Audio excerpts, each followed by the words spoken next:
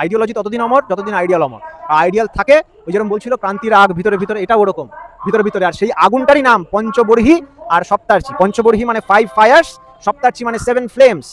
একমেবা দ্বিতীয়ম শরণম, এক এবং অদ্বিতীয়ের শরণ লইতেছি। এই এক এবং অদ্বিতীয় কে, সেটা সপ্তার্চিতে ক্লিয়ার হচ্ছে। নোপাস্যমান্নাদ ব্রহ্মণ ব্রহ্মৈকমেবা দ্বিতীয়ম, ব্রহ্মভিন্ন আর কেউ উপাস্য নহে। এটা কিন্তু হিন্দুইজম, এক এবং অদ্বিতীয়ের কথা বলছে, লাই লাই লাল্লার মতো। কিন্তু তারপরে বলছে তথাগতাস্ত দ্বার্তিকা ভেদা, তথাগতদের, যারা তথাগত, যা তদ মানে সে ব্রহ্ম আগত, সেখানে থেকে যাদের মেমোরি সেই লেভেলের আছে যে পুরনো থেকে আজ অব্দি আমান ঈশ্বর হয়ে আছেন যারা, চরিত্রে, ব্যক্তিত্বে, স্মৃতিতে, তারা অভিন্ন। রামকৃষ্ণ, বুদ্ধ, যিশু, মোহাম্মদ, চৈতন্যদেব, রামকৃষ্ণদেব, শ্রী ঠাকুর অনুকূলচন্দ্র, তথাগতা গ্রহির বর্তমান পুরুষোত্তম, তাদের অগ্রণী বর্তমান পুরুষোত্তম। প্রত্যেকটা রিলিজিয়ান, প্রত্যেকটা ফিলোসফি, প্রত্যেকটা আইডিওলজির মধ্যে চলে আসে এখানে। তারপরে দেবতা থেকে শুরু করে দেশ, কৃষ্টি, সবকিছুর ফুলফিলমেন্ট আছে এটার মধ্যে। কিন্তু এই আইডিওলজি নিয়ে কথা হয় না। তাই যারা শ্রী ঠাকুরকে মানেন বা শুনেছেন, তাদেরও বলি এগুলো নিয়ে জানেন, বই দরকার হলে আমাদের বলেন। শ্রী ঠাকুরের আইডিওলজি এমন